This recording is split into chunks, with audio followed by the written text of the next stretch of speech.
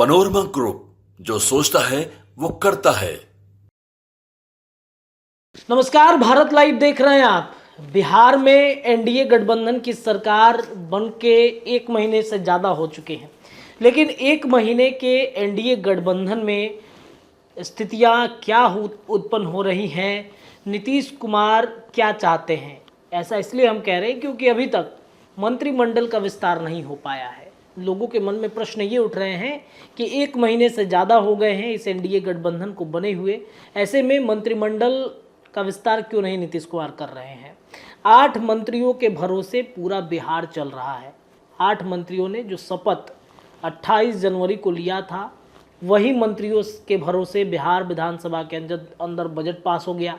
वही मंत्री अभी भी बिहार में विधि व्यवस्था को देख रहे हैं, सभी विभागों का जिम्मेदारी उनको मिला हुआ है।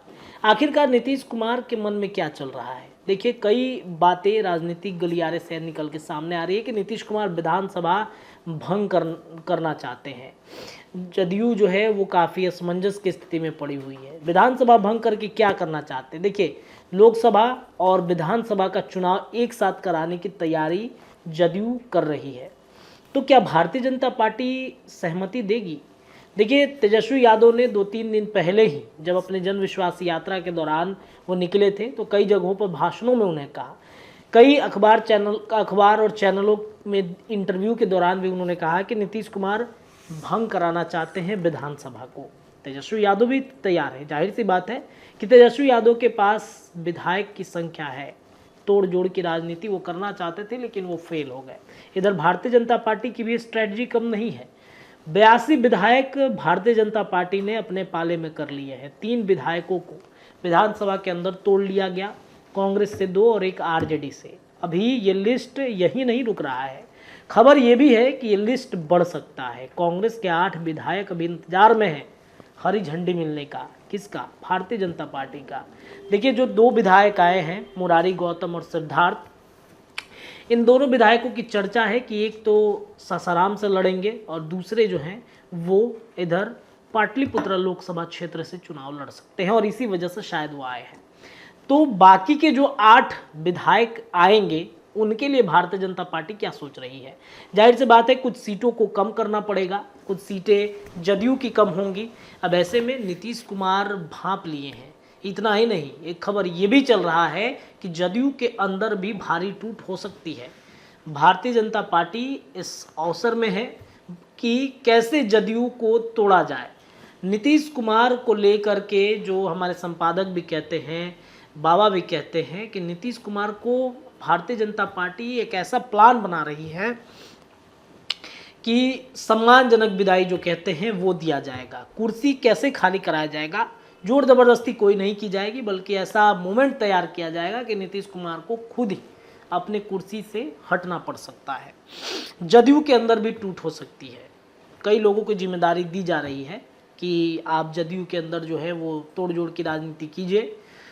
देखिए, जदयू में वर्तमान में 45 विधायक है। भारतीय जनता पार्टी अगर कुछ विधायकों को तोड़ती है तो शायद उसकी सरकार बन जाएगी। कुछ देर पहले बाबा ने भी ये समझाने का प्रयास किया था कि कैसे भारतीय जनता पार्टी अपना एक स्ट्रैटेजी बना रही है, और इस स्ट्रैटेजी के बदौलत ही एनडीए और जदयू के बीच में ही काफ़ी तनातनी मच जाएगा। यानी कि एनडीए इंडिया से नहीं बल्कि जदयू से ही भिड़ती हुई दिखेगी। अगर आपने वो वीडियो नहीं देखा है तो पीछे वीडियो अपलोड है, बाबा ने समझाया है भीतर की बात में, वो वीडियो जाके आप देख सकते हैं। लेकिन अब जो सियासी ड्रामे हैं वो अब शुरू हो चुके हैं।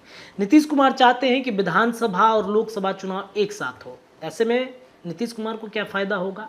देखिए, बिहार में नीतीश कुमार के चेहरे पर बहुत कम लोगों की विश्वसनीयता अब रह चुकी है।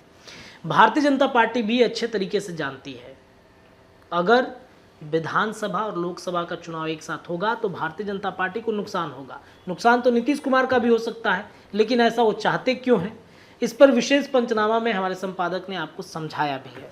देखिए, बिहार में जो सियासी ड्रामा है वो अब ऐसी स्थितियां उत्पन्न हो गई हैं कि कहीं ना कहीं अब जो विधानसभा है वो भंग करने की बातचीत ये उठ रहा है। तो सवाल ये उठ रहा है कि नीतीश कुमार की सीएम कुर्सी जो है वो बरकरार है, ऐसे में एनडीए की सरकार भी चल रही है, फिर भी विधानसभा भंग करने की बात क्यों उठ रही है। देखिए, यह उसी दिन से राजनीतिक गलियारे में तैर रहा है ये मामला जिस दिन नीतीश कुमार ने भाजपा के साथ जाने का फैसला किया।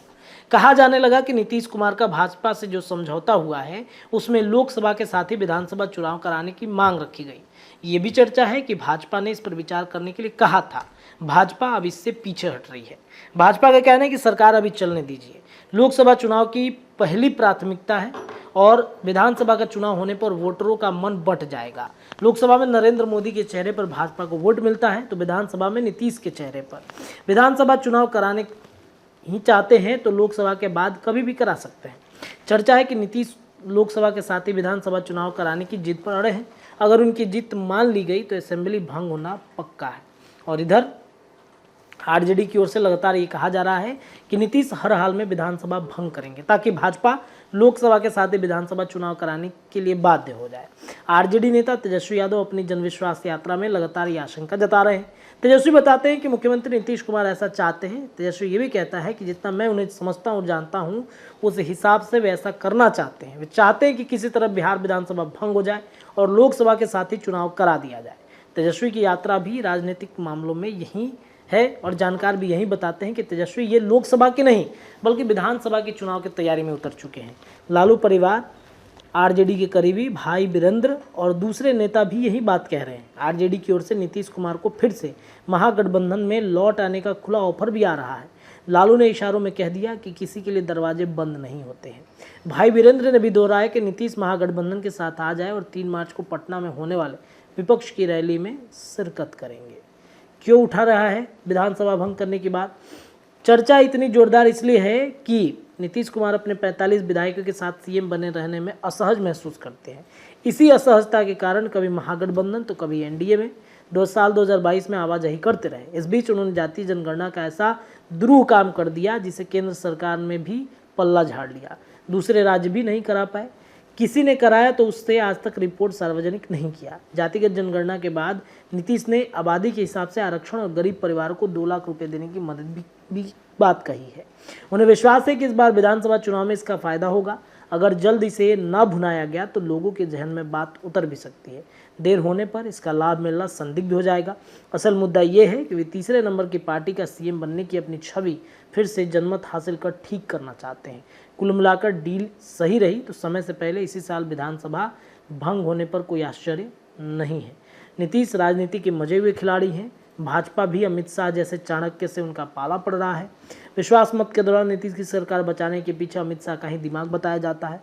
भाजपा नहीं चाहती थी कि बिहार में विधानसभा का चुनाव अब नीतीश के नेतृत्व में लड़ा जाए। वो इस कोशिश में है कि पहले उनके विधायकों की संख्या बढ़ जाए।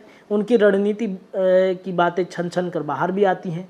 विश्वास मत के दौरान ही भाजपा ने कांग्रेस की सफाई योजनाएं बनाई हैं। पहली कोशिश इसलिए नाकाम हो गई कि 2-3 छोड़कर बाकी विधायकों को कांग्रेस ने हैदराबाद भेज दिया था। आज भाजपा ने उसे अमली जमा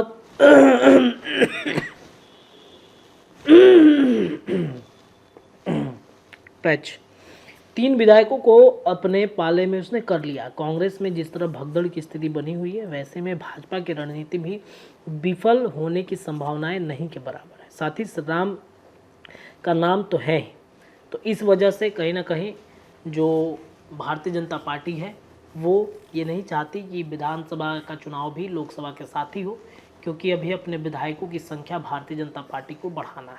संभावनाएं तो कई तरह की बन रही हैं। राजनीति है, कयासों के बाजार है और संभावनाओं के खेल है। कुछ भी हो सकता है किसी भी वक्त। नीतीश अगर असहज हैं भारतीय जनता पार्टी में तो बिना देर किए वो महागठबंधन में भी जा सकते हैं। क्या होता है विधानसभा भंग की खबरों के बीच लगातार चर्चाएं जारी रहेंगी। जुड़े रहिए हमारे चैनल के साथ। धन्यवाद। पनोरमा ग्रुप, जो सोचता है वो करता है।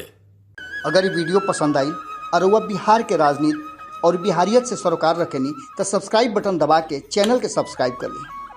ओजे एगो घंटी बा, ओकरा बटन दबा देला से कुल सटीक और मारक खबर रुआ मुफ्त में मिल जाई। अगर रुआ पत्रकारिता के हमनी के नया प्रयोग में सहयोग कर चाहतानी तो ज्वाइन बटन दबा दी।